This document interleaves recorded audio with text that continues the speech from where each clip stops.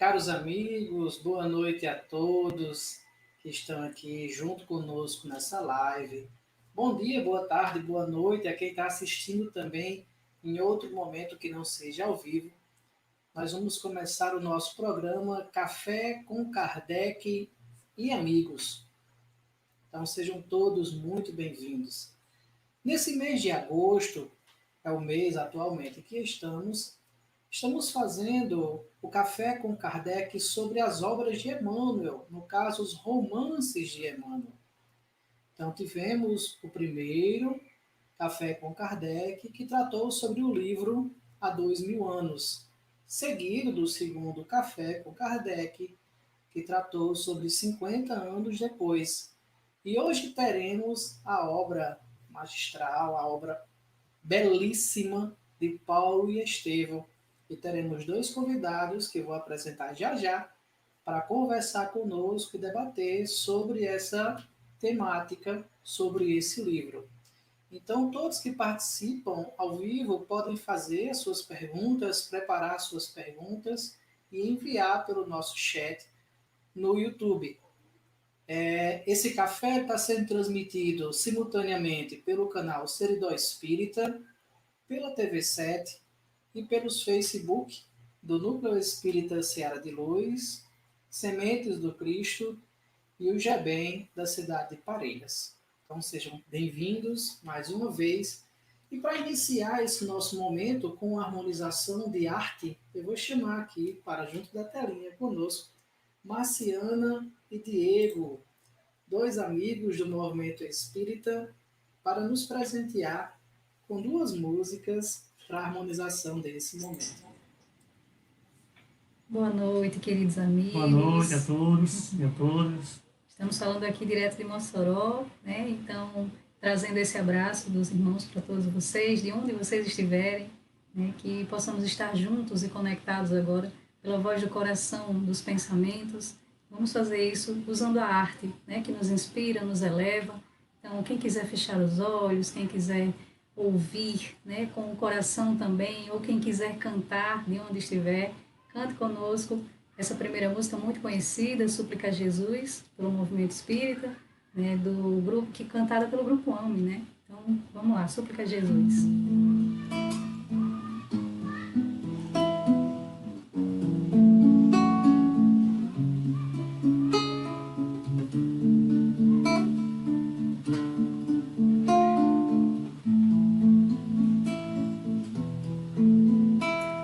Jesus, no silêncio da prece, teus irmãos a ti pedem paz, para aliviar um pouco as aflições.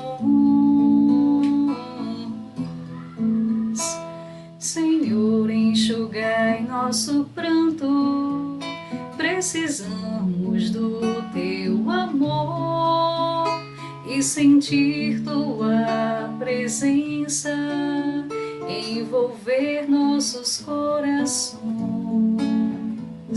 Por isso, vem, Jesus.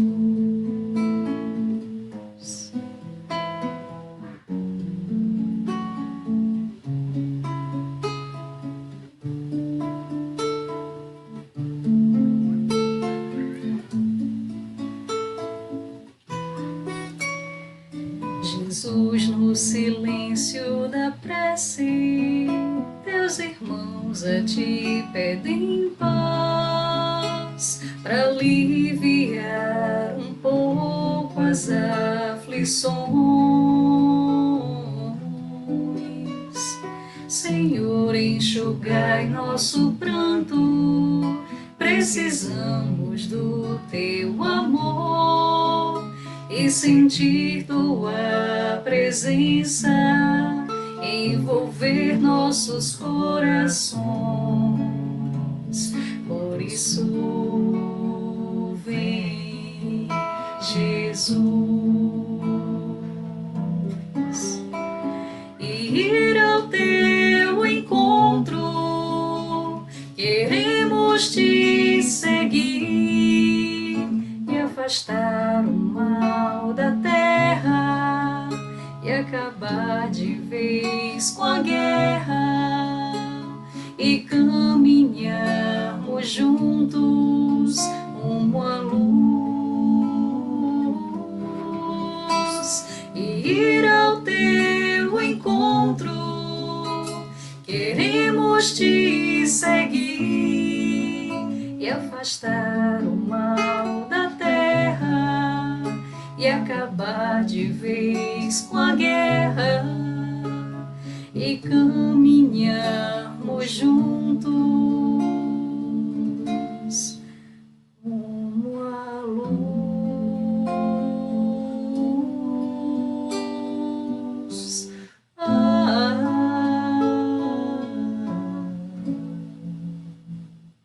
Faremos então uma segunda música inspirada num poema de Teresa d'Ávila. Muito oportuna para esse momento que estamos vivendo, né? Tudo passa.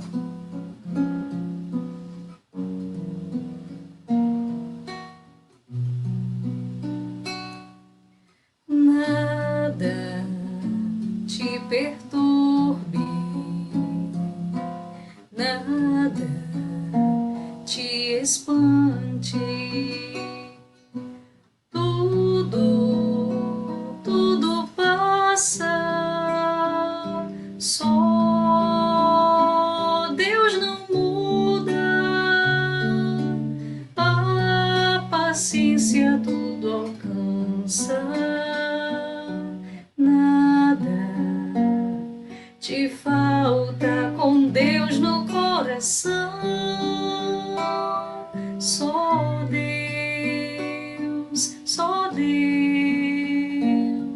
te basta. Nada te perturbe, nada te espante. Tudo passa, só Deus não muda, a paciência tudo alcança, nada te falta com Deus no coração,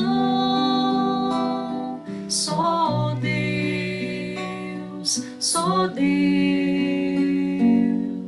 te basta.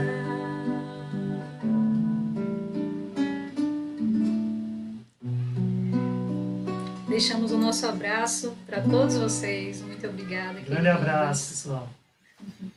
Lindos, vocês cantaram belíssimo. Essa última música eu particularmente não conhecia. Belíssima música.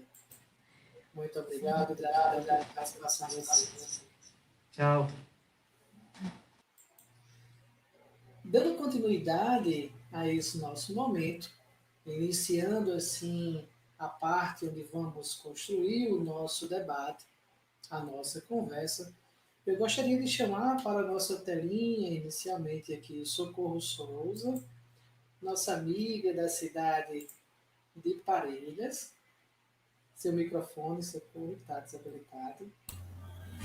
Seja muito bem-vinda. Boa noite a todos. Uma grande alegria estar aqui hoje com vocês, nesse momento sublime, né, desse encontro de amigos com Kardec. Obrigada, Alice, pelo convite. Socorro faz parte do nosso movimento espírita aqui em Potiguar, do Rio Grande do Norte. É membro do GEBEM, do Grupo Espírita Bezerra de Menezes, da cidade de Parelhas, e atualmente está aqui como nossa vice-coordenadora na Comissão Regional Espírita do Seridó. E eu vou chamar aqui também para a telinha o nosso amigo de hoje, Rafael Lavarini. Boa noite, Rafael. Seja muito bem-vindo. Boa noite, Alisson. Boa noite, Socorro. Eu agradeço muito a oportunidade de estar aqui com vocês novamente, né? Ainda mais para refletir de um assunto tão maravilhoso como a obra Paulo Estevam. Então, muito, muito obrigado mesmo. Com certeza. Para quem não conhece ainda Rafael Lavarini, aqui da nossa região, Rafael Lavarini é mineiro, nascido na cidade de Sete Lagoas e orador espírita desde os 16 anos de idade, né, Rafael? Então, desde novinho que já trabalha na seara espírita, isso é muito belo e muito bonito. Atualmente ele reside em Pernambuco, e onde mantém seu trabalho como escritor e conferencista. Além de um trabalho, o qual eu gostaria até que ele falasse um pouquinho da sua fala inicial, que eu acho de extrema importância, que é a APAC, Associação de Proteção e Assistência aos Condenados, um trabalho que muita gente, principalmente aqui do Rio Grande do Norte, não conhece, apesar de existir a APAC no Rio Grande do Norte. Então, eu vou passar a palavra para Rafael para fazer esse momento inicial, onde eu gostaria que ele falasse um pouquinho do que é a APAC, para que todos nós pudéssemos conhecer. Sim, Alisson. A APAC, na verdade, ela significa Associação de Proteção e Assistência aos Condenados. Ela foi fundada, a primeira, em 1972, na cidade de São José dos Campos, interior de São Paulo, pelo senhor Dr. Mário Ottoboni, e desde então ela passou a ser bastante conhecida no meio jurídico, embora grande parte da população, né, talvez a maioria dos brasileiros não a conheçam. Foi a primeira cadeia, o primeiro presídio do mundo sem armas, né? Não tem presença de polícia penitenciária, a gente não tem muros altos, cerca elétrica, quem fica com a chave da cela são os próprios recuperandos, né? Os nossos irmãos que cometeram um crime. E a gente tem na APAC, assim, estou tentando resumir de uma forma muito breve, uma recuperação de 88% dos irmãos que adentram lá, independente do crime que tenham cometido. O custo, né, de um recuperando mensalmente para uma APAC, ele é mais ou menos 5 vezes menor do que o custo que normalmente o governo paga, né, para que esses irmãos não se recuperem, ao contrário disso, né? Eles saiam ainda mais cruéis, mais bárbaros nos crimes que haviam cometido e que passam a cometer mais sérios. Então, a APAC é esse movimento maravilhoso que começa lá em 72 e que hoje já tem em funcionamento no Brasil 52 unidades, inclusive uma destas no Rio Grande do Norte, em Macau, e outras 62 em processo de fundação, como nós temos, por exemplo, também no Rio Grande do Norte, Macaíba, que está já num processo adiantado, e em breve teremos mais uma APAC no estado, né? Como temos aqui em Paulista, em Pernambuco, que é a que a gente veio movimentar e fundar aqui nesta região também de Pernambuco. Então, hoje, são 52 funcionando, 61 em processo de fundação. A metodologia da APAC já é aplicada em 28 países, que realmente entendem que a melhor forma de recuperar, não é? Através do trabalho, através do estudo, através da religião, através da valorização humana, do mérito. Então, são 12 elementos da nossa metodologia que favorecem, né, esses irmãos que são desacreditados por tudo e por todos, darem a volta por cima, né, eles sair do fundo do poço como filho pródigo e passarem a serem pessoas dignas, né, que caminham com as próprias pernas, com honestidade, vencendo a si mesmos. E o que é a proposta da vida, senão cada um de nós matar o criminoso que existe dentro de nós, não é? Estamos encarcerados aí no corpo físico, nesse planeta prisão, com o objetivo de educar o nosso espírito. Então, precisamos acreditar na nossa recuperação e na recuperação dos nossos irmãos. Eu tenho certeza que, a partir desse pensamento, né, dessa forma de enxergar a vida, a gente vai ficando fortalecido e ajudando outros irmãos no caminho também a se fortalecerem. Perfeito, perfeito, Rafael. Eu acho muito importante esse tema. Em outro momento, eu vou convidar você novamente para a gente conversar sobre esse tema, porque eu acho muito importante estar dentro dos princípios cristãos, estar dentro do princípio espírita, a própria recuperação do espírito, as diversas encarnações. Então, o olhar diferente para o nosso irmão hoje, eu acho de extrema importância nesse processo educativo. Sim, sem falarmos, né, Alisson, que hoje, falando de Paulo Estevão, não sei se a Socorro concorda também conosco, né, o que foi Paulo, senão o prisioneiro do Cristo? A gente vê isso na obra, né, e os trabalhos que Paulo conseguiu fazer com esses irmãos encarcerados foi algo fenomenal, e tudo isso é reflexo do amor do Cristo ao próprio Saulo, que era o grande criminoso da época, era o grande perseguidor. Ele não matou só Estevão, né, mas ele feriu dezenas e dezenas de cristãos das formas mais bárbaras que a gente pode imaginar. da morte a soldados romanos que, com as ordens de Paulo, abusavam sexualmente das mulheres, prendiam inocentes, abandonavam crianças ao léu. Então, a gente vê que o Cristo teve esse olhar de misericórdia para Paulo, que também foi um multiplicador, passou a ser um peregrino, né, acreditando em outras almas. Então, o próprio Paulo, ele nos inspira, né, nesse trabalho maravilhoso com os irmãos encarcerados. Concordo sim, Rafael. E o Wesley já colocou no comentário, ótima ideia, chama Cléber também, que é o responsável pela PAC aqui do RN, e a gente pode, em outro momento, fazer um bate-papo, um café com Kardec sobre esse tema. Importantíssimo, na minha opinião.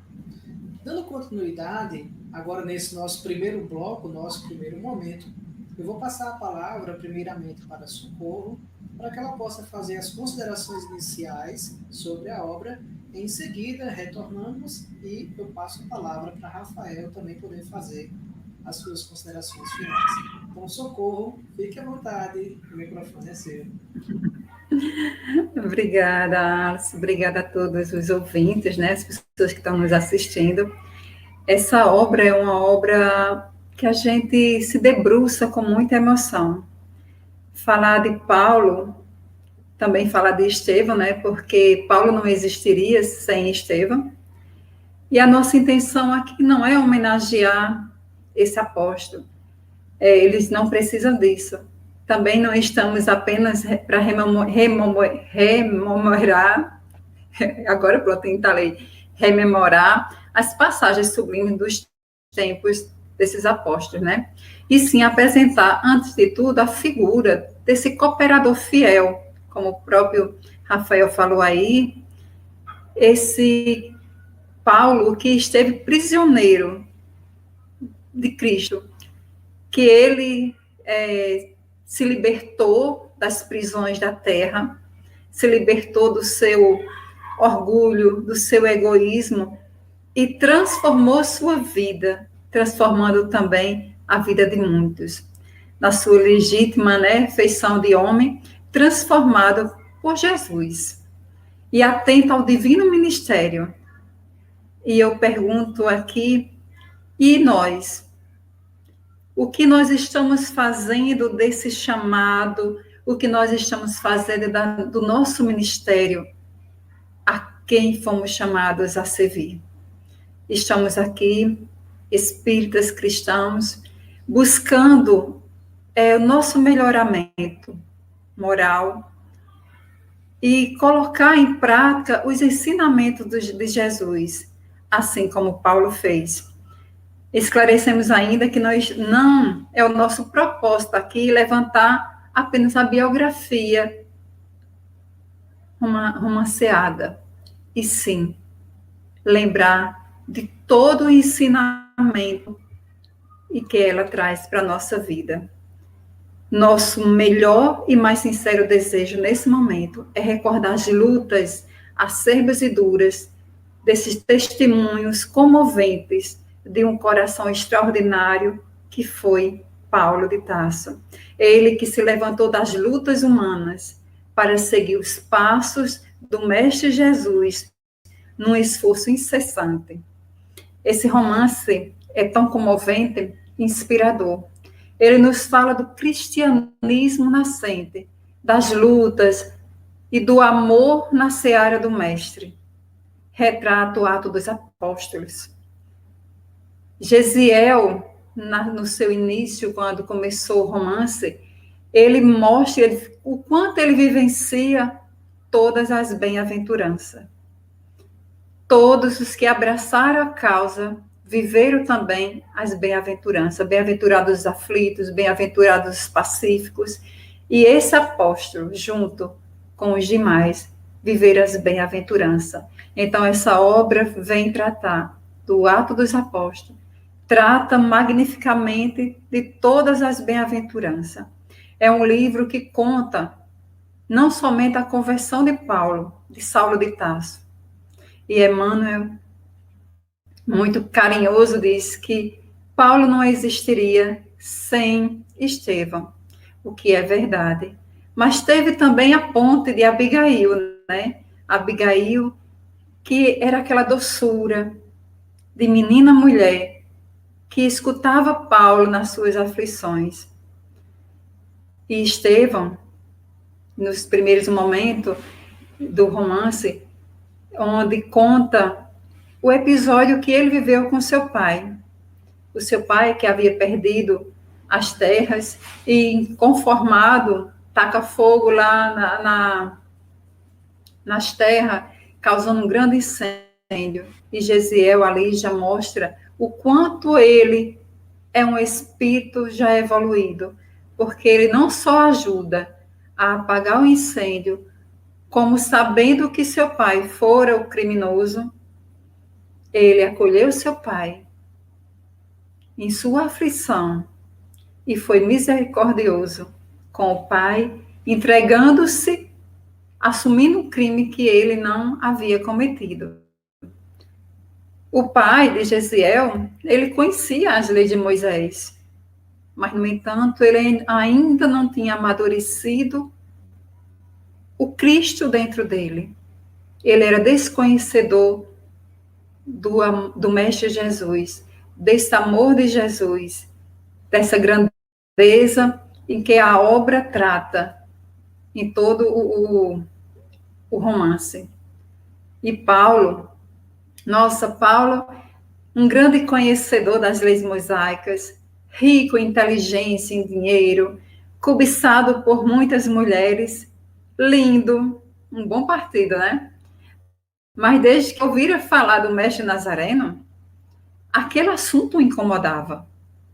E quando ele ouviu Estevão, que Estevão era um grande orador, aquilo incomodou mais ainda. Só que ele não percebia, não entendia que já era Jesus ali, batendo a sua porta, a porta do coração.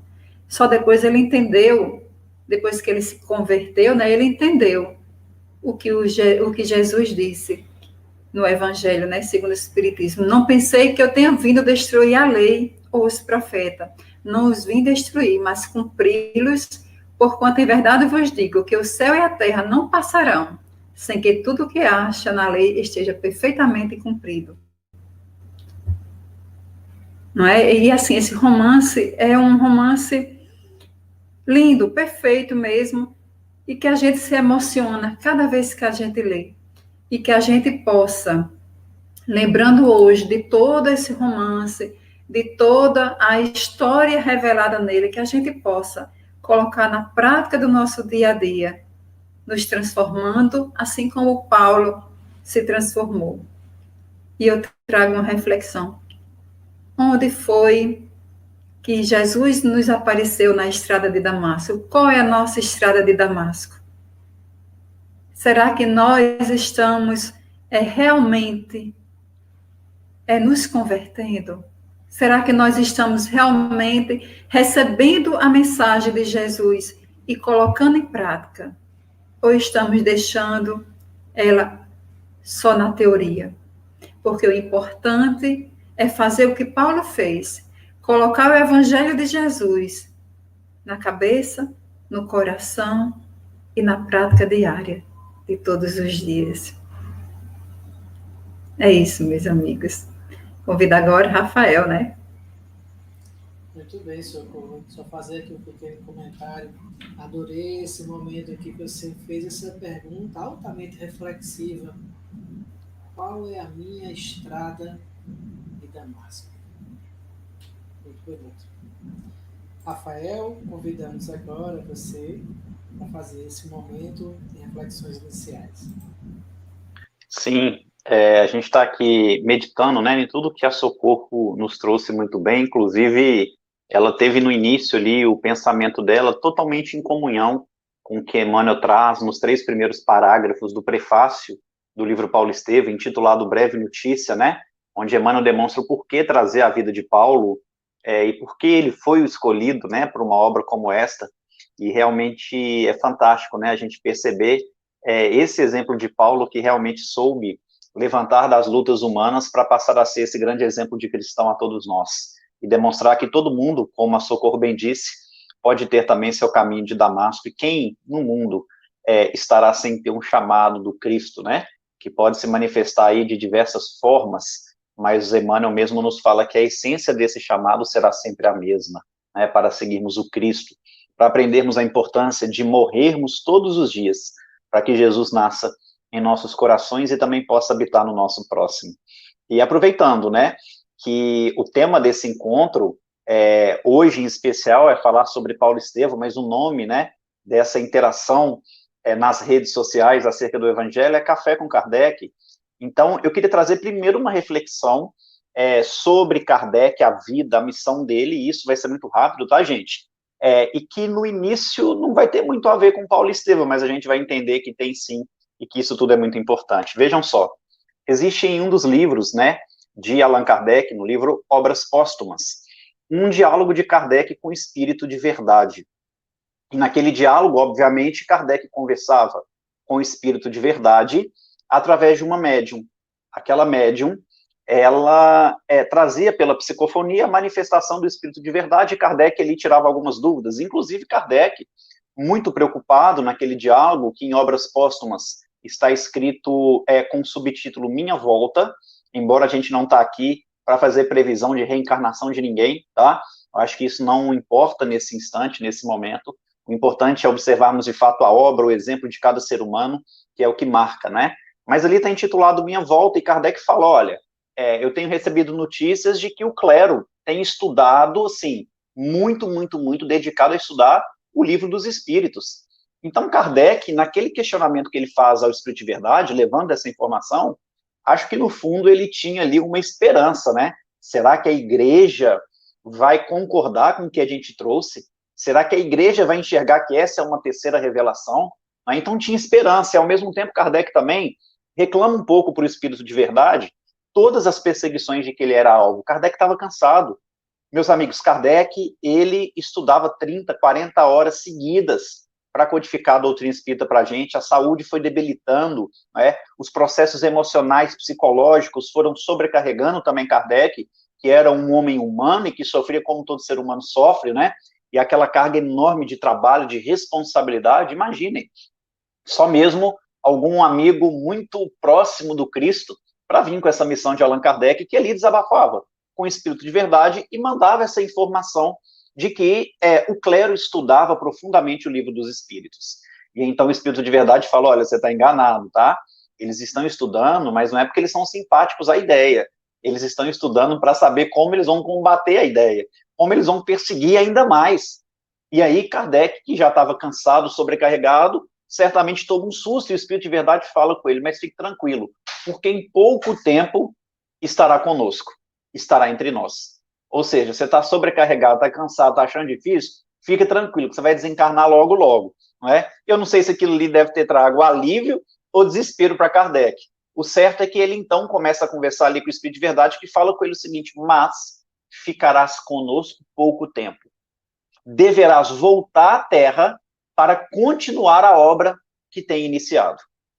Isso não é o Rafael que está falando, né? Isso está em Obras Póstumas. O Espírito de Verdade afirmando que Kardec ficaria pouco tempo entre eles, no mundo espiritual, e que ele deveria voltar para continuar a obra que ele havia começado. Não é?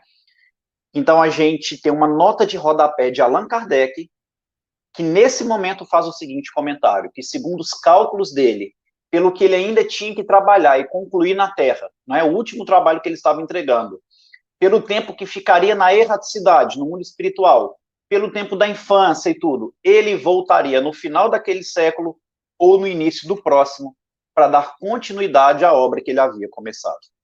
Aqui a gente não está trazendo nenhuma adivinhação, tampouco afirmação. Quem Kardec foi ou deixou de ser. Mas o que nós não temos dúvida é que a continuação da obra kardeciana, da codificação espírita, veio em Chico Xavier, através das obras de Chico Xavier. E aí a gente começa, mas será que precisava continuar a codificação? O próprio Espírito de Verdade fala, deverás dar continuidade à obra que começou. Deverás dar continuidade à obra que começou.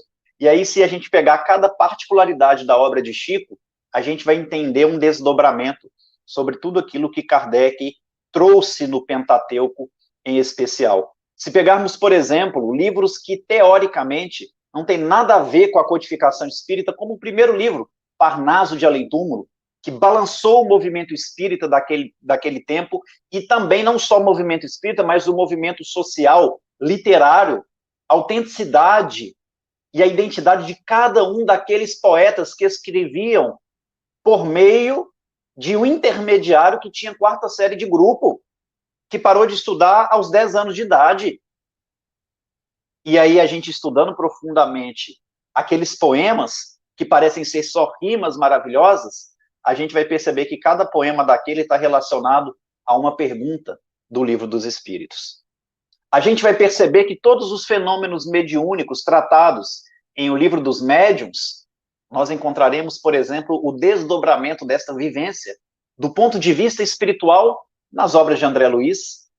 Tudo aquilo que a gente encontra em Céu e Inferno, por exemplo, a continuidade da vida, outros mundos habitados, a gente passa a ter convicção quando a gente vê as mais de 50 mil cartas psicografadas por Chico Xavier, em maioria de filhos que haviam desencarnado prematuramente e que voltavam para confortar o coração da família, falando ali o nome de 5, 6 entes que já tinham desencarnados, todos eles desconhecidos de Chico, imagina, 50 mil cartas. Muitos que assinavam, a assinatura era idêntica da identidade, enquanto eles viviam na Terra, dando até para reconhecer firme em cartório.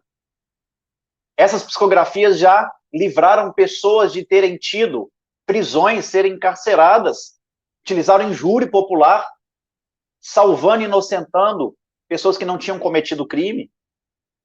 Então a gente começa a imaginar que homem era esse. Mais de 500 livros. E o mais especial, todas as obras de Chico, em especial as obras de Emmanuel, um desdobramento do Evangelho do nosso Senhor Jesus Cristo. Uma continuidade ao Evangelho segundo o Espiritismo, trazendo, por exemplo, nos livros Caminho, Verdade Vida, Fonte Viva, Vinha de Luz, Livro da Esperança, Pão Nosso, uma frase do Novo Testamento explicada em 6, 7, 8 parágrafos, nos fazendo compreender com uma linguagem atual, simplória, cada frase dos escritos sagrados, o que foi compelido recentemente pela FEB, em livros separados por Mateus, Marcos, João, Cartas de Paulo, etc. Mas nós temos, nesses romances históricos, obras-primas, e aí, em especial, Paulo Estevam.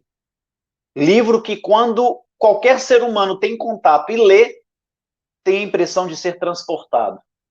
Tem a impressão de sentir o cheiro da terra molhada, onde pisava aqueles primeiros cristãos. De ouvir o tom de voz de Simão Pedro, dos famosos discursos de Estevão, seja na Casa do Caminho, ou no templo ante o Sinédrio, de ouvirmos o rangir dos chicotes nas costas de Paulo de Tarso, nas suas diversas caminhadas em benefício da expansão da ideia do Cristo.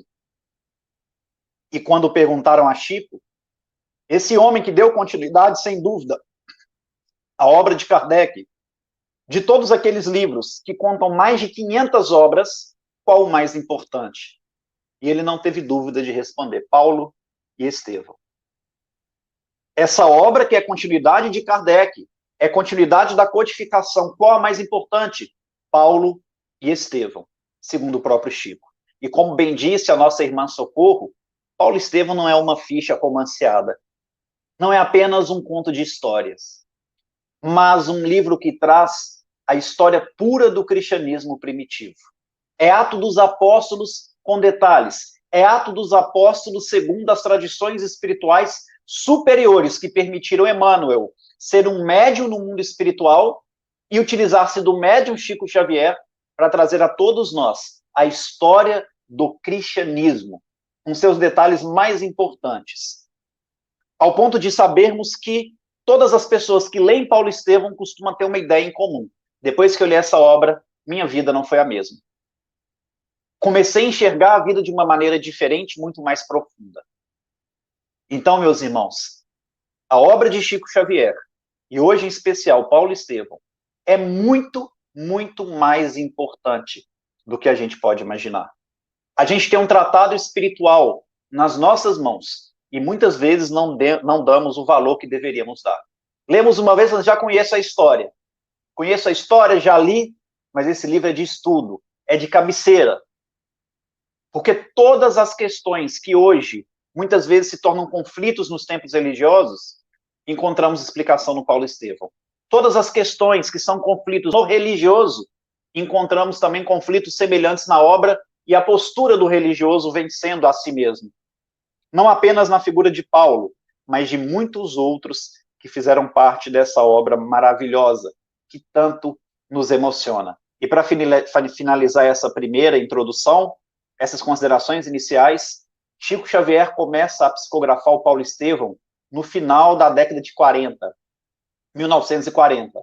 Ele trabalhava na Fazenda Modelo, em Pedro Leopoldo, interior das Minas Gerais, uma cidadezinha à época muito pequenininha, e ali, então, ele aproveitava a própria fazenda para iniciar os trabalhos da psicografia dessa obra tão linda, porque certamente Chico sabia que era necessário um recolhimento diferenciado para trazer à Terra essa história profunda que veio das tradições espirituais superiores. Portanto, Chico ficava até madrugada afora, escrevendo no porão da Fazenda Modelo, tendo por companhia um animal que ele tinha dificuldade, um sapo, que desde o primeiro dia da psicografia entrou no porão e ficava ao lado dos pés de Chico Xavier, prestando atenção naquele trabalho. Certamente bebendo daquelas vibrações espirituais superiores. Inclusive, há o relato do próprio Chico, em que o dia do qual Jesus aparece para Saulo, às portas de Damasco, o Chico ajoelhou e chorou com muita emoção, compulsivamente, diante daquela cena, porque Chico, meus irmãos, segundo ele mesmo narra, ele não apenas utilizava-se da mediunidade de psicografia. Eram outros tipos de mediunidade que também aconteciam ali. Ele entrava em desdobramento espiritual e, segundo ele, Emmanuel colocava telões ao redor dele, como se fosse um cinema 3D, e que Chico podia entrar dentro da obra e ver o que estava acontecendo, sentindo realmente o cheiro das rosas de Abigail, vendo o rosto, a personalidade de cada um dos discípulos e acompanhando aquele filme real, para que ele pudesse voltar a escrever com mais detalhes. Mas quando Chico vê o filme real do Cristo aparecer para Saulo, ele ajoelha e chora compulsivamente. E quando ele vê, o sapo estava na frente dele. Aquele animal que ele tinha tanta dificuldade, mas a emoção era tão grande que ele dá um beijo naquele sapo e ele sela qualquer problema que ele tinha com aquele animalzinho, né, que ficou com ele até o fim. Mas o que nos chama a atenção é que no dia 8 de julho de 1941, há exatos 14 anos, depois da primeira psicografia de Chico Xavier, que foi 8 de julho de 1927, ou seja, 2 ciclos de 7, e aí o livro fala muito do judaísmo, não tem como falar de Jesus sem falar de Moisés. Paulo e Estevão eram de origem judaica, não é verdade? E ali, depois de 2 ciclos de 7 no processo mediúnico, ele fecha essa obra com a assinatura de Emmanuel no prefácio. Como costume, sempre ao final das escritas, ele ia para fora do porão, ele saía do porão da Fazenda Modelo, se ajoelhava naquele pasto, e aí de madrugada naquela fazenda ele olhava para as estrelas, e realmente deveria ser lindas, e fazia uma oração agradecendo a Jesus por ter recebido aquela obra. Naquele dia, aquela história, no dia seguinte, a outra história, mas, nesse dia 8 de julho de 41, depois de 8 meses do início desses trabalhos, o Chico percebe que as estrelas estavam diferentes. Porque as estrelas estavam muito grandes, de repente, aquelas estrelas, em verdade, que o Chico vislumbrava naquela madrugada inesquecível, eram espíritos, cuja evolução espiritual os fazia ser como estrelas. Dezenas e dezenas de espíritos dessa envergadura espiritual pousavam no pasto da Fazenda Modelo, indo ao encontro de Chico Xavier, modificando um pouco do aspecto do perispírito, e ali abraçando Chico com gratidão por Chico ter recebido a história de cada um deles. Chico Xavier, no dia final da psicografia do Paulo Estevão, recebe a visita de todos os personagens que fizeram parte da obra, meus amigos. E não foi só Paulo e Estevão. Nós estamos falando de Gamaliel, de Barnabé, de Maria de Nazaré, de João Evangelista, Simão Pedro, Felipe, os 2 Tiagos, Levi, Prisca, Áquila, Timóteo, Lucas e tantos outros que passam despercebidos na obra, mas que tiveram importância sem igual, como Febe, Samônio, Onesíforo, Onésimo, Fílemon, Eunice, Lloyd, e tantos outros que tiveram fundamental importância na história do cristianismo. Por isso que precisamos ler, estudar, meditar e ter a obra Paulo Estevão como nosso livro de cabeceira. E assim, mergulharmos juntos nessa história linda do cristianismo, que a doutrina espírita, por meio de Chico Xavier, que deu continuidade à codificação, certamente nos trouxe com tanto amor, com tanto carinho, a fim de que possamos, de fato, não apenas lermos, mas devorarmos essas letras que preenchem, esclarecem as nossas mentes e confortam muito os nossos corações. Muito bem. Rafael, se Socorro deixou a reflexão para nós sobre qual é a minha estrada de Damasco, você me fez ir agora ao pasto, onde Chico recebia essa visita maravilhosa. A gente consegue se transportar para lá e visualizar mentalmente esse momento, que realmente é muito belo. Não vou dizer deve ter sido, ele é muito belo. A gente consegue se transportar no mínimo e sentir as vibrações do momento. Vou convidar agora aqui Socorro para a telinha com a gente, para começarmos o nosso segundo momento de bate-papo com as perguntas e respostas. Então, aqueles que estão nos assistindo através da TV7, através do canal Seridó Espírita e do Facebook do Núcleo Espírita Terciário de Luz, Sementes do Cristo e Parelhas, possam fazer suas perguntas, fiquem à vontade. Já tivemos aqui a nossa primeira pergunta, e eu vou direcionar inicialmente para Rafael, porque a pergunta ela foi direcionada para você. Você já falou um pouco na sua fala, mas eu acharia que você aprofundasse mais nessa resposta para Maria Clara, que faz a seguinte pergunta. Rafael, qual o fundamento justificativa de Emmanuel ter trazido essa obra ao nosso conhecimento? Olha, na verdade, quando a gente lê o prefácio do livro Paulo Estevão, a gente vai ver, inclusive, uma estrutura de artigo científico. O prefácio da obra Paulo Estevão, ele tem hipóteses, ele tem justificativas, e ela pergunta da justificativa, né? A gente tem objetivo, então a gente tem o título, né? Obviamente o tema.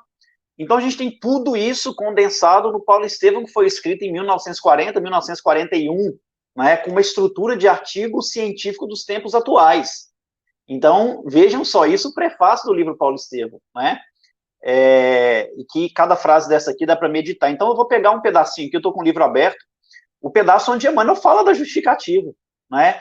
E é um ponto preocupante. Eu queria depois até que a Socorro também, você, se quiserem comentar em cima, mas vejam só o que Emmanuel fala a esse respeito. As igrejas amornecidas da atualidade e os falsos desejos dos crentes nos diversos setores do cristianismo justificam as nossas intenções. Então, Emmanuel aqui, ele é firme. As igrejas amornecidas da atualidade, os nossos templos religiosos estão mornos. Estão mornos. E vejam o tanto que Paulo foi caloroso para levar a mensagem do Cristo. O tanto que ele vibrava em levar o evangelho, não é? E os falsos desejos dos crentes. Então é aquela questão, né? O que me move? O porquê que eu estou no trabalho? Não é? Qual é meu interesse? O próprio Kardec pergunta qual a maior de todas as virtudes, e os espíritos respondem, aquela que é feita de forma desinteressada. E aqui Emmanuel fala, falsos desejos dos crentes, nos diversos setores do cristianismo. E ele não fala só espiritismo. Então esse livro aqui, ele é atemporal, inclusive. Existe um centro espírita de Pedro Leopoldo, chamado Grupo Espírita Sheila, que foi fundado pelo senhor Zeca Machado, que era amigo de Chico, e foi fundado, instruído por Chico Xavier. O Chico falou que Sheila coordenaria do mundo espiritual. E ali, Zeca Machado, na década de 50, ele manda um exemplar do Paulo Estevão para o Papa Bento, através de um bispo de Belo Horizonte que era amigo dele. Faz uma dedicatória, passaram-se 5 meses. Lá no Grupo Espírita Sheila, chega uma correspondência do Vaticano assinado pelo Papa, agradecendo aquela obra e pedindo que mandassem mais exemplares. Ela seria extremamente útil. né? Então, é um livro que extrapola as questões da doutrina espírita, né? A própria nossa irmã Aila é uma das referências no estudo de Paulo Estevão, né? Uma irmã católica. E aí, no parágrafo seguinte, Emmanuel continua, né? Eu acho que ele primeiro traz uma frase que mostra a justificativa, e agora ele explica essa frase. Em toda parte, há tendências à ociosidade do espírito e manifestação de menor esforço. Muitos discípulos disputam as prerrogativas de Estado, enquanto outros, distanciados voluntariamente do trabalho justo, suplicam a proteção sobrenatural dos céus. Templos e devotos entregam-se gostosamente a situações acomodatícias, preferindo os domínios e regalos de ordem material.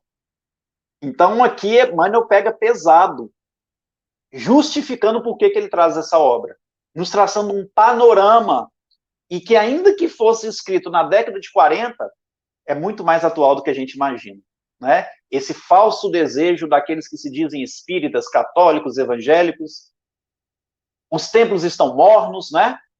E a gente vai percebendo aí a necessidade de termos no exemplo de Paulo, de Lucas, de Timóteo, desses desbravadores, né?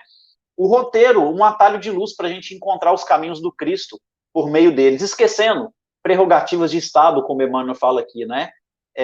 Prerrogativas de Estado. O que a gente mais vê é as pessoas querendo estar em evidência, querer aparecer mais que as outras. Eu, como palestrante, sempre tenho uma crítica muito grande, Socorro, Alisson, dentro da doutrina espírita tem uma tendência muito grande a mitificar a personalidade do palestrante. Todo mundo é igual, gente. O palestrante, ele só tem o dom da fala, e às vezes o faz aparecer mais. O próprio Paulo vai falar sobre a diversidade dos dons, né? Falando que nós somos, na verdade, a comunidade cristã é um grande corpo, o corpo do Cristo, e que vai ter o braço, vai ter a perna, mas a perna não é mais importante que o braço e vice-versa. E imaginem só no corpo. Nós temos o coração, que é vital, o sistema respiratório, o pulmão, o sistema digestivo. Tudo isso a gente não enxerga no corpo, mas a gente sabe da importância. Quantos trabalhadores que não são vistos, que não aparecem porque não têm o dom da fala, e que são extremamente importantes para a obra. Então, a gente tem que começar a observar mais os frutos também. Não é? Não observar só aquela árvore frondosa e linda e valorizar os que estão dando fruto. E o que é dar fruto?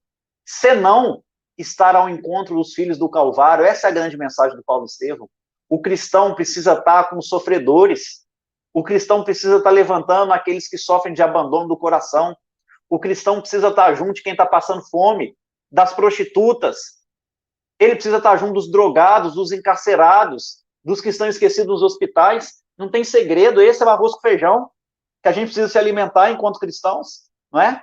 E a fala é uma consequência, o passo é consequência, a mediunidade é consequência. Paulo começou a trabalhar com a mediunidade ostensiva 17 anos depois da conversão de Damasco. Ele só começa a trabalhar com a mediunidade ostensiva, com as chamadas epístolas, 17 anos depois da conversão. Então, a gente precisa realmente tomar cuidado, né?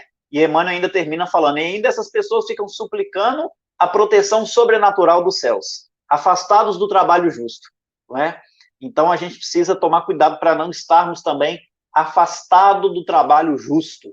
E o trabalho justo é arregaçar as mangas e estar onde tem sofrimento.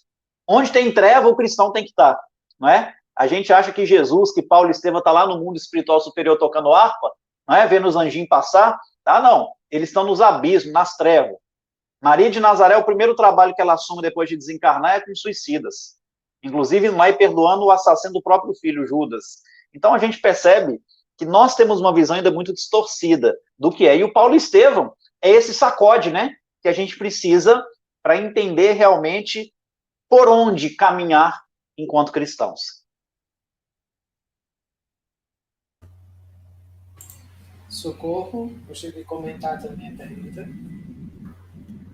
Eu estava lembrando agora, enquanto ele falava, que quando Paulo soube de Estevão, né, que ele tinha o dom da profecia, de que falava muito bem, ele se encheu de ciúmes, não foi, Rafael? E quantas pessoas hoje vê um palestrante bom e fica com inveja? E quando, na verdade, todos nós temos a possibilidade de trabalharmos nessa seara do mestre. Nós podemos, sim, dar o nosso melhor. Dar o nosso melhor, indo para a cozinha fazer o sopão, varrendo, limpando banheiro. Isso é trabalhar para Jesus. E não só estar no púlpito fazendo belas palestras, porque o que vale, no final de tudo, é a ação, é a prática do evangelho, é o amor no coração, é ser caridoso. Não é isso? Isso. Tem um ponto também nessa justificativa, assim, quando eu gosto de observar a obra de Paulo e Estevão, é uma obra que, quando eu li pela primeira vez, ela me tocou muito, porque a gente consegue sair daquele universo, vou chamar dessa forma, heróico de super-heróis, e coloca Paulo como Saulo, né, como uma pessoa que erra em muito, como todos nós, e passa a percorrer todo um caminho onde ele vai em uma encarnação, o que não é fácil, o espírito em uma única encarnação, seguir uma trajetória assim tão exponencial, né, de compreensão da realidade da vida, de compreensão do cristianismo. Então, essa obra traz para a gente, em minha opinião, uma forma belíssima de mostrar que qualquer um é capaz de fazer a escolha pelo seu próprio espírito. Eu gosto muito de dizer, Rafael, quando eu converso sobre as palestras, é dizer, olha, quando você escolhe tirar tempo para estudar o Espiritismo, estudar as obras, estudar a bondade, você está fazendo um investimento no seu espírito. A gente não para 5 anos para fazer uma faculdade, um investimento profissional, a gente não leva horas e horas, noites a fio num projeto, porque estamos fazendo um investimento que nos dá um retorno financeiro, e o investimento do espírito, o seu próprio crescimento como espírito, o seu próprio entender. Então, essa obra, para mim, ela justifica-se só para mostrar que Saulo torna-se Paulo. Né? E é tão bonito, né, Alisson, que ele não abandona, ele também não abandona a rotina dele de um ser humano comum, né, do homem no mundo. Ele permanece trabalhando, né, fazendo questão de não ser pesado aos ombros de ninguém, de não viver da fé de ninguém. Ele continua dando testemunho do homem que sente saudade, o homem que sente solidão, o homem que era apaixonado por Abigail, e que mesmo depois de 20 anos da desencarnação de Abigail, quando ele volta a Corinto na segunda viagem, ao sair de lá, ele vai para o porto de Sancreia, e ali ele lembra, né, de toda a aventura que ele tinha no início da juventude, quando conhece Abigail, os planos que faziam para construir família, para terem filhos, e ali depois de 20 anos ele ainda sentia falta daquela vida, né, aquela rotina que um ser humano comum levaria, e ali, em forma de homenagear, como o costume da época, ele vai e raspa a cabeça no porto de Sancreia, em Corinto, né, segundo Emmanuel, renovando os votos de amor eterno a Abigail. Então, é muito lindo a gente ver isso tudo, mas ver, por exemplo, que na primeira viagem, Paulo foi tentado por uma jovem muito bonita que se apaixonou por ele, chamada Tecla, e ali ele precisa se manter firme no propósito. Ele lembra de Abigail e dá uma recobrada no ânimo e vem falar com ela do amor de Jesus, não é? Paulo sentiu depressão também na segunda viagem, quando ele sofre as amarguras da viagem a Atenas, inclusive a única cidade que ele vai sozinho, mais para satisfazer um desejo pessoal do que para aquilo que estava estabelecido pelo Cristo. E a única cidade que ele não consegue fundar uma única igreja doméstica, mas ele fica extremamente arrasado, fica ali melancólico, já estava vindo de muito sofrimento, né? Quase 20 anos na luta, caminhando. Paulo caminhou quase 16 mil quilômetros a pé, para não deixar uma única cidadezinha, uma única comunidade, sem receber as verdades do Evangelho. Então a gente vê que ele foi um homem do mundo que sofreu, teve dificuldade, teve depressão, né? Foi preso várias vezes, apanhou, deixou de ter família, mas o que ele conseguiu fazer foi nunca perder o foco. E o foco dele era servir a Jesus. O foco dele era levar o Cristo com o exemplo da própria vida. E aí, quando era necessário, ele usava a palavra. E quando ele fazia uso da palavra, ele também conseguia estremecer o coração de quem ouvia. Muito bem. E outra crítica que na sua fala você fez, eu também acho muito importante e que acho que não deve acontecer ou não deveria acontecer, são as questões também do próprio estudante, frequentador da doutrina espírita, colocar os expositores no, num local de prestígio, porque até mesmo a nossa vaidade e orgulho como humano, eu acho que isso é prejudicial, inclusive para quem está no trabalho cristão. Né? Eu conversando com um amigo Wesley, que inclusive está assistindo, sobre as questões de poder no mundo, né? Só, olha, a gente só sabe o que é poder quando a gente é testado no poder. Né? Então a gente só sabe o que é orgulho e vaidade real quando a gente é testado. Você sai, por exemplo, com um palestrante de um centro espírita no interior e você se torna um palestrante de nível nacional. Como é que você vai agir perante essa nova situação? Então acaba sendo um risco também, até mesmo para o expositor. Eu gostei Sim. muito quando você falou dessa crítica, por isso que eu pontuei. E a gente traz isso também, Alisson, pelo que a gente vive, cara. E eu não estou aqui me falando que eu sou melhor que ninguém, não, porque, olha, eu vou ser sincero, você tem ali 20 palestras programadas para um mês e sabe que daquelas 20, uma vai ser um congresso estadual ou um congresso grande. A expectativa de você ir para um congresso é muito grande, porque ali é meio que um coroamento do trabalho que você tem feito.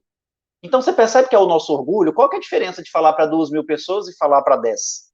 E falar para 5? A emoção tem que ser a mesma. O amor tem que ser o mesmo.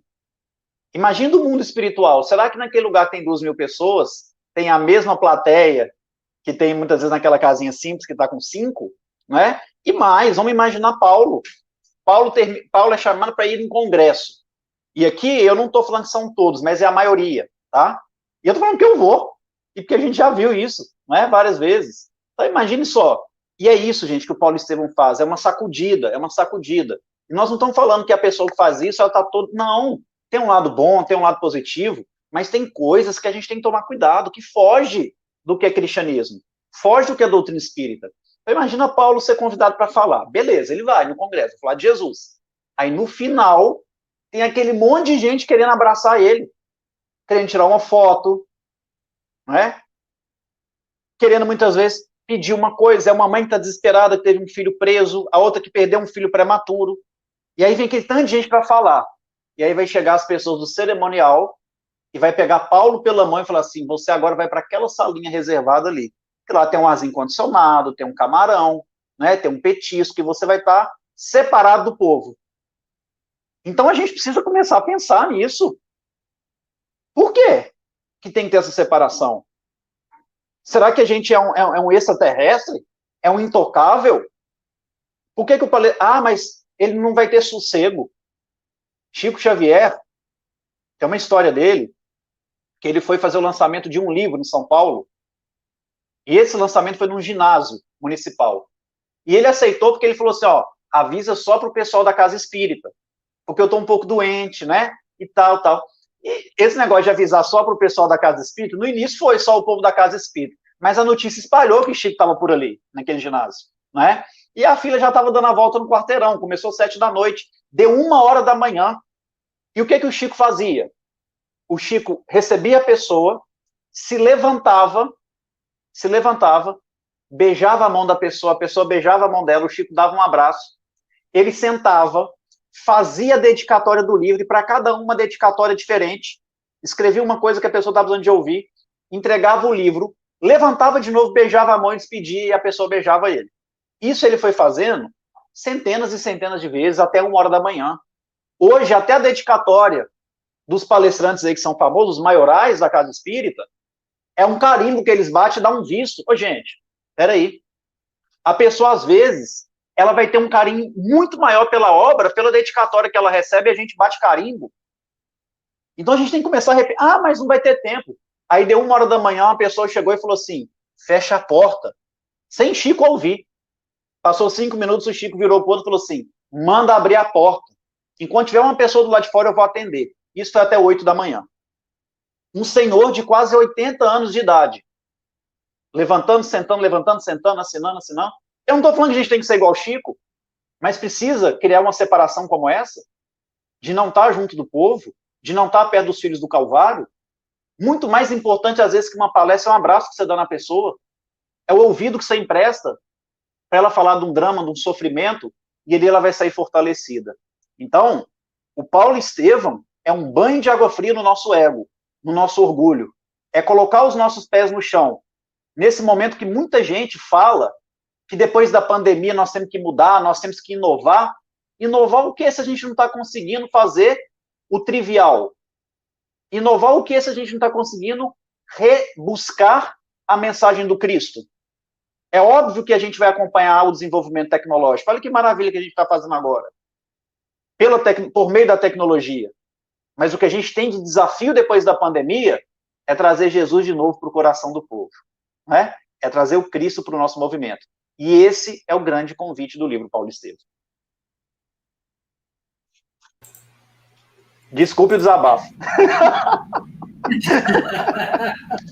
Foi ótimo, meu amigo. Mas é muito verdade, viu, Rafael? É muito verdade. E a gente vê nessa obra o quanto Paulo sofreu, né?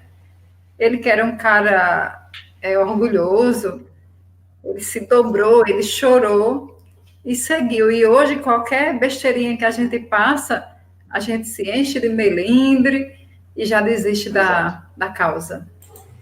Dando prosseguimento aqui nas perguntas, acompanhando a sequência, Wesley Gama coloca o seguinte: lembro de Emmanuel relatar com detalhes uma certa discussão que houve entre Pedro e Paulo durante os trabalhos de divulgação do Evangelho realizados a partir da Casa do Caminho. Qual lição tiramos? Qual será esse episódio que o Wesley comenta? Eu estou falando muito. Você quer comentar ou pode comentar? Na verdade, quando Paulo faz a primeira viagem missionária ao lado de Barnabé, eles foram porque perceberam que a situação estava crítica em Jerusalém. Os fariseus estavam influenciando a obra e estavam tirando Jesus do cristianismo. E aí Paulo percebe que eles poderiam, a qualquer momento, fechar a Casa do Caminho e matar Pedro, e aí acabava o cristianismo, praticamente. E aí ele lembra que Jesus, inspirado por Estevão, né, voltando de Jerusalém, ele lembra que Jesus havia afirmado que os seus servidores viriam do Oriente e do Ocidente. Então não era justo deixar o movimento do cristianismo só nas mãos de Pedro e da Casa do Caminho. Então ele vai para a primeira viagem expandir a ideia. Quando eles voltam da primeira viagem, ao chegar na igreja de Antioquia, onde Paulo trabalhava ao lado de Barnabé, eles veem que ali também os fariseus tinham infiltrado, tinham tirado Jesus do movimento e tinham, por exemplo, exigido que a pessoa que não era de origem judaica, ela, para, por exemplo, ouvir as pregações da noite, ela tinha que fazer a circuncisão, que era a cirurgia no órgão genital masculino, que hoje nós conhecemos como a cirurgia de fimose. E ali eles tinham a crença de quem não operava, quem não era circuncidado, não podia ouvir a palavra de Deus, não estava ligado a Deus. Então, muito culto exterior. E Paulo, vindo aquilo ali, ele foi extremamente incomodado. Inclusive, Pedro, ele é chamado para ajudar a resolver o problema. Eles perguntaram, inclusive, Socorro e Alisson, para Chico Xavier, qual foi o personagem mais importante, Paulo ou Estevão? Ou os dois? E aí Chico respondeu, Simão Pedro, porque Pedro foi o equilíbrio do cristianismo. Então Pedro foi chamado para resolver o problema, e Emmanuel narra que quando ele chega na igreja de Antioquia, ele ia para o refeitório onde ficavam os leprosos, os gentios, e comia no chão com eles. Sentava no chão e comia com os pobres. E aí vem um emissário de Jerusalém, um fariseu, trazendo uma carta de Tiago para Pedro. Desde que esse emissário chegou e ficou lá na igreja de Antioquia, Pedro nem no refeitório entrava mais. Mudou completamente. E Paulo, olha o tanto que Paulo era corajoso, ele vai peitar Pedro numa reunião pública. Aconteceria uma pregação noturna, onde Pedro ia falar do evangelho, Barnabé abre a reunião, Paulo pede a palavra e fala assim, antes de falar qualquer coisa de evangelho, nós temos que acabar com a hipocrisia dentro do movimento. Pedro antes comia no chão com os pobres. Foi esse fariseu, disfarçado de cristão, chegar, que ele nem no refeitório entra. O evangelho tem que ser para todos. E Paulo botou para quebrar. Barnabé, que era amigo de Pedro, com o cunhado de Pedro e de Paulo, começou a chorar desesperado. E você não pode falar isso com Pedro. A gente deve muito a Pedro. Pedro é a nossa referência. Começaram a discutir. Mas, na verdade, Paulo tinha raiva de Tiago, um dos discípulos, que na visão de Paulo defendia demais o judaísmo, não é? E não permitiu os gentios entrar no movimento. E aí Paulo foi lá na frente e falou assim, vem aqui, Pedro, vem aqui na frente, venha e dê o seu testemunho. Fale quem está certo, se é eu ou se é Tiago. Olha que saia justa. Emmanuel fala que qualquer opinião de Pedro, tomando partido naquele momento, romperia para sempre e dividiria o movimento do cristianismo. Ia dividir para sempre. Então Pedro ele vai lá na frente e com muita humildade ele fala, olha, como sabem, eu fui um dos que negou Jesus na hora suprema. Eu muito tenho errado. E se vocês muito esperam de mim, eu não tenho correspondido, eu peço perdão. Eu tenho tentado travar uma luta comigo mesmo, mas confesso que é difícil. Mas, conforme programa previamente estabelecido, vamos às reflexões do Evangelho. Ele abre o Evangelho, começa a comentar o Evangelho e o assunto termina ali. No entanto, Paulo ficou ainda com muita diferença com Tiago. Eles tiveram muitas divergências entre eles. Até que no momento em que Paulo, na terceira viagem missionária na cidade de Corinto, quando ele tinha programado uma comitiva para ir com ele a Roma, e era um grande desejo de Paulo levar o Evangelho a Roma, ele foi para a terceira viagem com esse objetivo, e com o objetivo de escrever o Evangelho a partir de Maria, o que ele também não conseguiu. Ele que já tinha escrito a famosa Carta aos Romanos, que, segundo Emmanuel, é uma imitação do Evangelho adaptado aos romanos, um resumo do Evangelho adaptado aos romanos. Ele tinha mandado essa carta para preparar aquele povo, nas vésperas de partir, vem o mensageiro de Jerusalém com uma nova mensagem de Tiago, exigindo que Paulo fosse imediatamente para Jerusalém, porque os fariseus estavam ameaçando acabar com os trabalhos da Casa do Caminho se Paulo não estivesse presente. Era uma armadilha para matar Paulo. Ele, inclusive, é preso lá. Quando ele recebe a mensagem, o primeiro pensamento dele é, isso, gente, já tinha quase 30 anos de conversão de Paulo. Quando ele lê a mensagem, o primeiro pensamento dele, quem que Tiago pensa que é? Já não basta todo o mal que ele tem feito ao cristianismo? Ele querer que eu abdique da minha vontade para Roma, para satisfazer as vontades dele, ele que se vire com os fariseus para lá. Ele não gosta muito de fariseu? Ele que resolve o problema no Sinédrio. Eu vou para Roma. Isso é o homem emocional. Mas a psicologia hoje chama, tem um termo, né? Está sendo muito utilizado, que é inteligência emocional. Kardec trata isso de fé raciocinada, que é colocar a razão, a nossa crença, acima das emoções. Paulo procura um canto solitário da igreja e pede Jesus para acalmar o coração dele. Então vocês veem, sentia emoção, mas ele sabia que tinha que controlar, ele já estava domando aquele homem velho. E aí ele abre o Evangelho para tentar ali uma resposta. Capítulo 5 de Mateus, item 23, Wesley, que fala o seguinte, concilie com teu adversário enquanto estás a caminho com ele. Ele assusta, toma a decisão de ir, na mesma noite ele sonha com Abigail que fala, olha, tem um recado de Jesus para você, Saulo. Ele falou para você ficar tranquilo que você vai a Roma. Não do jeito que você espera, mas você vai. Ele vai a Jerusalém primeiro, e ali ele reencontra Tiago, para parar as arestas, para reconciliar. E a reconciliação é o movimento do perdão. E Tiago fala algo lindo com ele. Depois de muitos anos, Tiago fala, o mesmo amor que você tem aos gentios, eu tenho aos fariseus. E se aprendi algo com Jesus na antiga Galileia, é que o seu verdadeiro discípulo precisa aprender a morrer todos os dias para o mundo, para que o Cristo fale e viva no coração do próximo. Se você acha, Paulo, que tem sido fácil eu aguentar tudo isso que eu tenho aguentado há anos dos fariseus, mas eu faço isso pelo Cristo. E ali Paulo abraça ele, os dois choram, se perdoam, e Emmanuel fala que só naquele momento Paulo percebeu que na vida é muito mais importante compreender do que conhecer. E é por isso que ele escreve, nos 2 primeiros capítulos da Carta aos Gálatas, um pouco sobre esse episódio. E ao final, nos itens 19 e 20, do capítulo 2º, o que muita gente acha que tem um contexto, mas é relativo a esse problema, Paulo escreve, fui crucificado com Cristo. Olha o que Tiago fala com ele, nós temos que morrer todos os dias para que o Cristo viva. Fui crucificado com Cristo. A vida que vivo hoje, já não sou eu quem a vive, mas o Cristo que vive em mim. Então, depois dele relatar no primeiro capítulo da Carta aos Gálatas, essa dificuldade que ele teve com Tiago, ele mostra que naquele momento era o Cristo, era Jesus que habitava nele. Então, a gente percebe que Paulo, ele teve suas dificuldades, não é? O movimento do cristianismo primitivo tinha divergências, mas eles conseguiram, com o passar do tempo, perceber que eles tinham que aprender a morrer dentro do orgulho deles, dentro do egoísmo, dentro do ego, para que o Cristo iluminasse outras pessoas, né? Então, esse episódio marcou, de fato, a história do cristianismo. Marcou mesmo, foi muito bonita essa passagem, viu, Rafael? E a gente nota o quanto a gente precisa ter tolerância, né? Paulo era meio intolerante naquelas passagens que ele não aceitava a defesa de Tiago. E ele brigava, ele se corroía, mas o quanto é importante hoje a gente aprender com essa passagem a ser tolerante, porque Jesus não dividiu.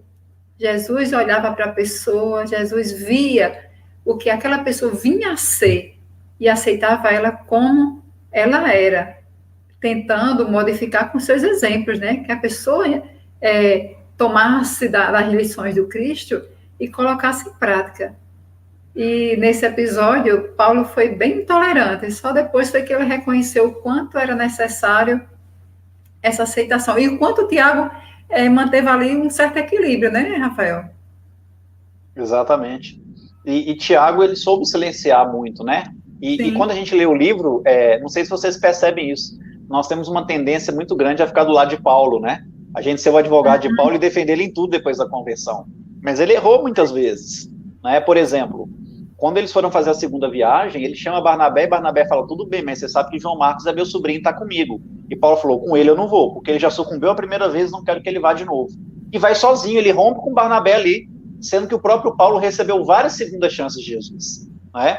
Só que aí é tão bonito que no final da vida dele, o último pedido que ele faz é ter novamente Marcos perto dele, porque ele escreve a segunda carta a Timóteo, que foi poucos dias antes dele morrer, e no finalzinho da carta ele escreve o seguinte, depois de grafar ali melancolicamente, só Lucas está comigo, Emmanuel fala que ele para de escrever e chora, mas recobra o ânimo e escreve, combati o bom combate, venci a carreira, guardei a fé, e no final ele fala com Timóteo, que era o filho do coração dele, venha a Roma e traga consigo João Marcos, que para mim e para Jesus, ele é muito importante.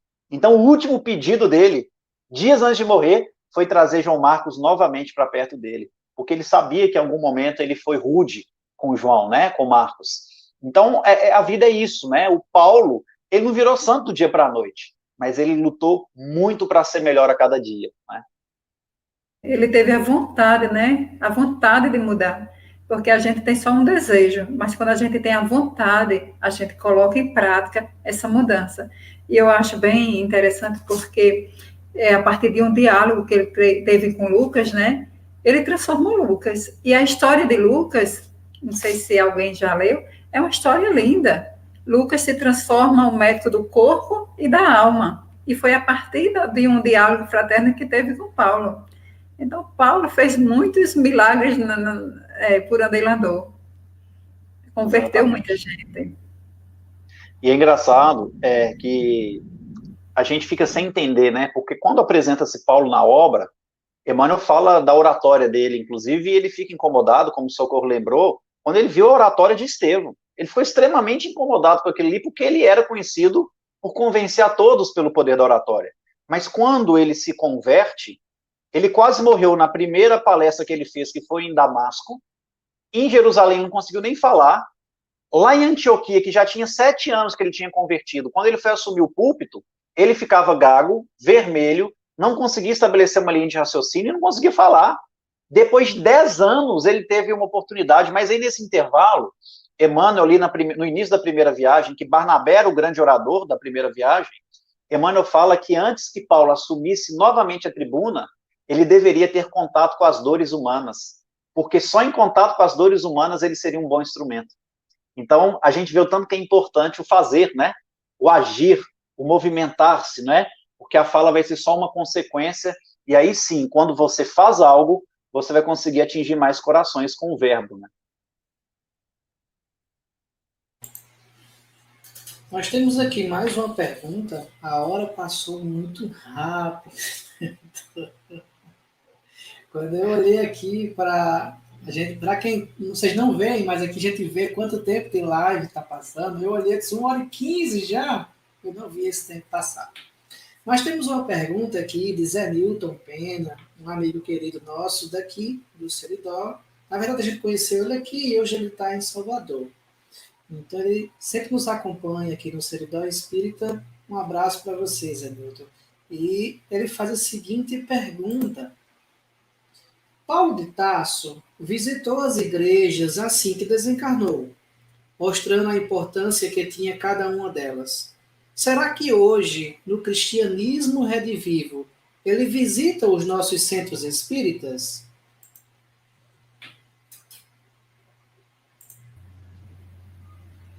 Eu acredito que sim, porque ele não ia abandonar o seu legado, né?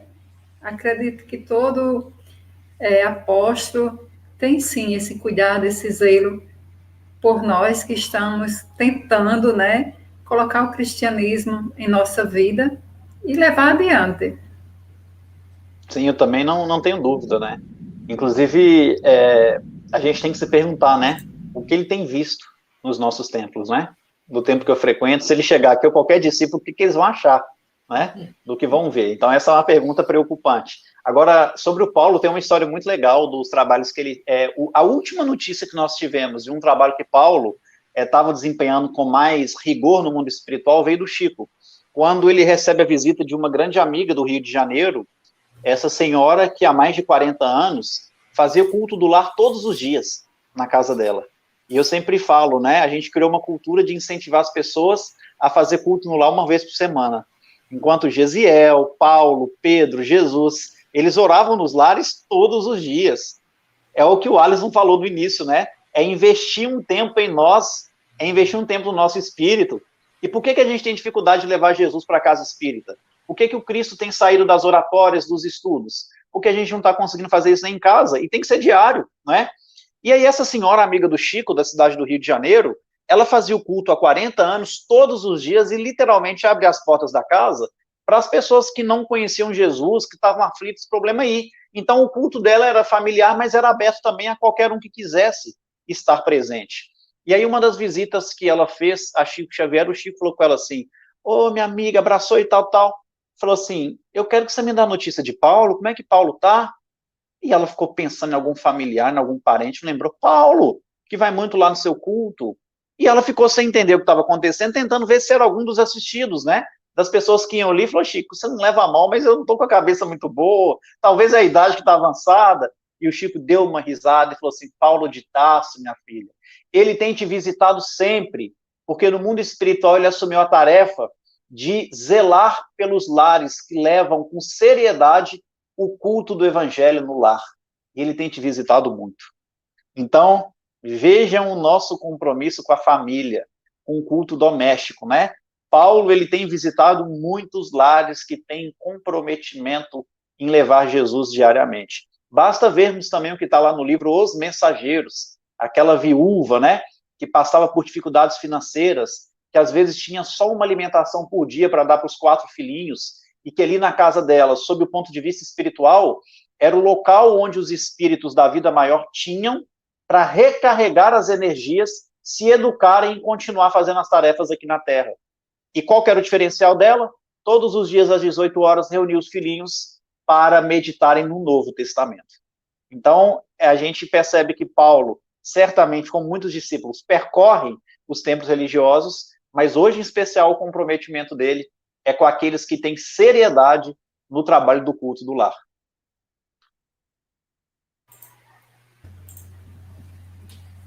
Excelente. Também vejo, eu penso que o trabalho, ele sempre continua.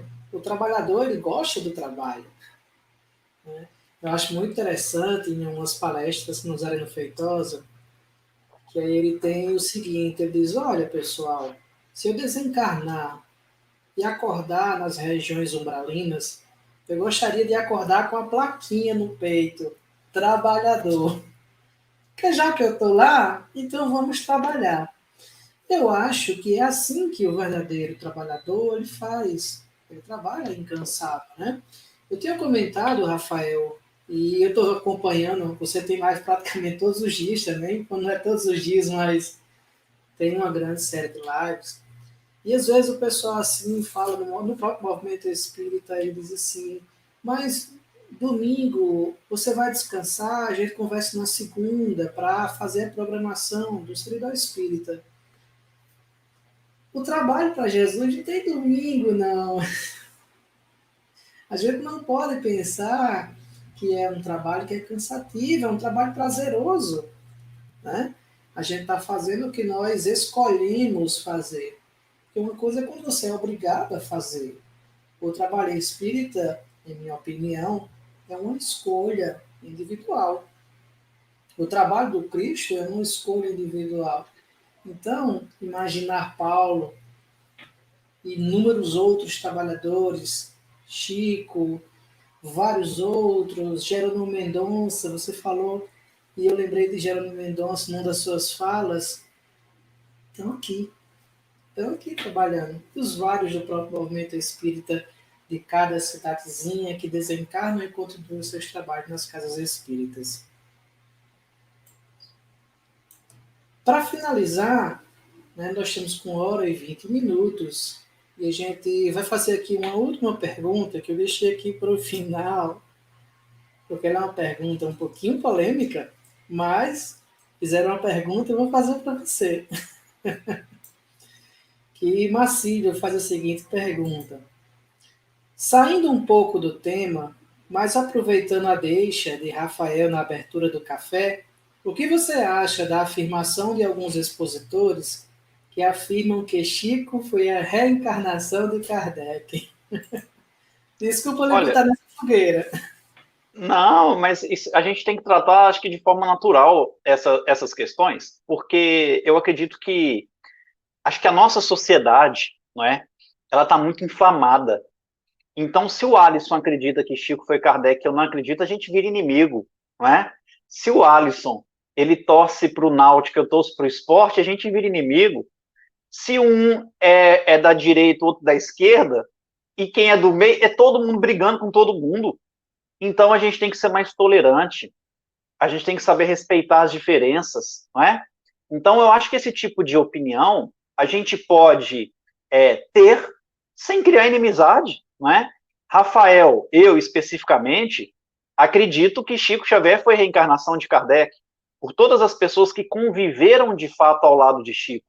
Como meu avô conviveu mais de 40 anos e já viu o próprio Chico afirmar, como, por exemplo, livros do Kardec Prossegue, que foi um estudo com todas as evidências que Chico fazia dedicatória e entregava. E eu já vi esse livro na minha mão, como do Mário Jorge, aqui de Pernambuco, de Recife. Ele tem um livro Kardec Prossegue com uma dedicatória do próprio Chico, né?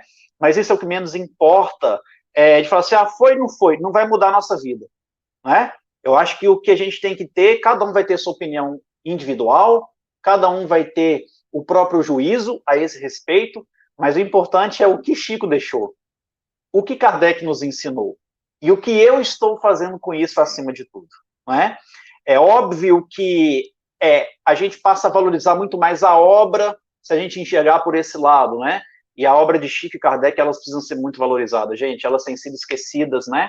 E são obras que trazem o Cristo de uma maneira científica, filosófica, religiosa, da maneira mais sublime que a gente possa ter.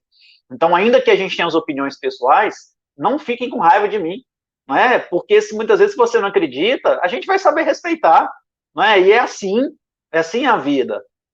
A gente só acha que isso não é o mais importante, mas o que é importante realmente é valorizar a obra e a vida de Kardec, de Chico, do Cristo, desses primeiros cristãos, que tanto nos animam, né, a sermos pessoas melhores.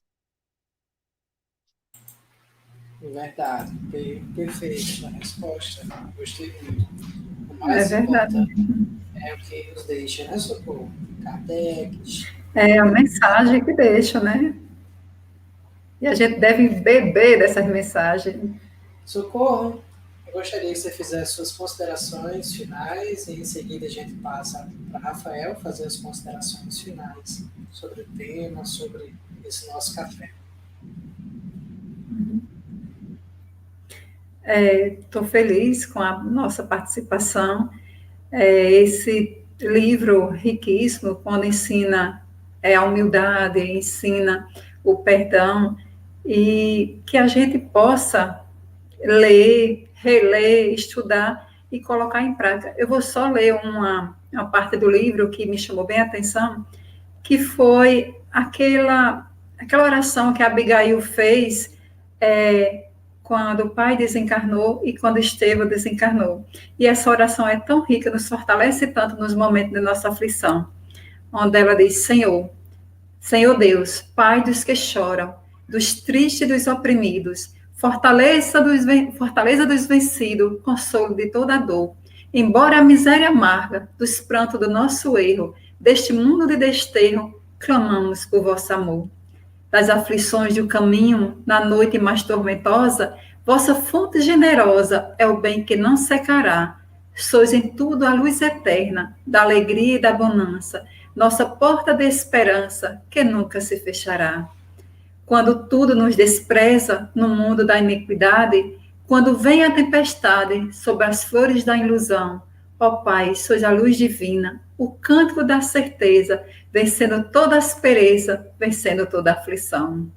No dia da nossa morte, no abandono, no tormento, trazei-nos o esquecimento da sombra da dor do mal, que nos últimos instantes sintamos a luz da vida, renovada e redimida, na paz ditosa e imortal.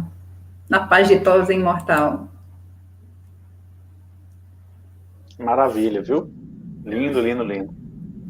Eu até nem vou me atrever a falar nada depois dessa prece aos aflitos maravilhosas, né? Qualquer coisa que a gente falar não vai chegar aos pés dessa oração linda que a Socorro trouxe, né? E a prece que Gesiel e Abigail aprendeu com a mãe enquanto crianças, né? E nas horas mais difíceis eles utilizavam.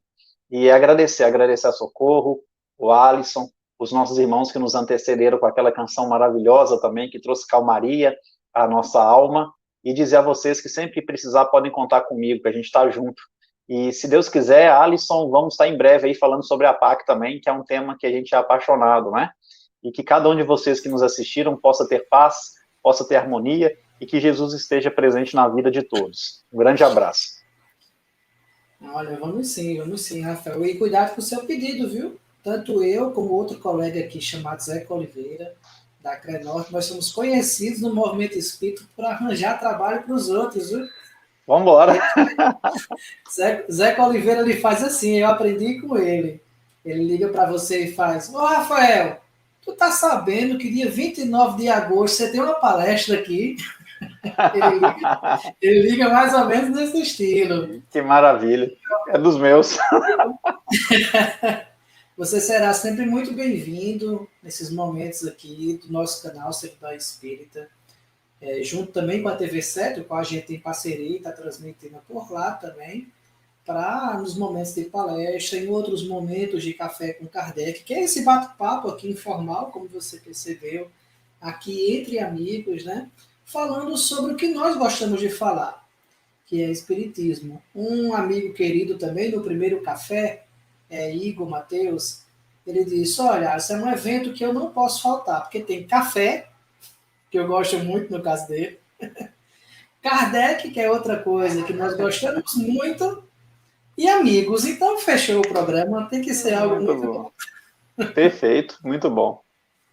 Então, gratidão pela sua participação, gratidão por Socorro, que já é extremamente próximo, a gente é aqui amigo próximo, então é do coração.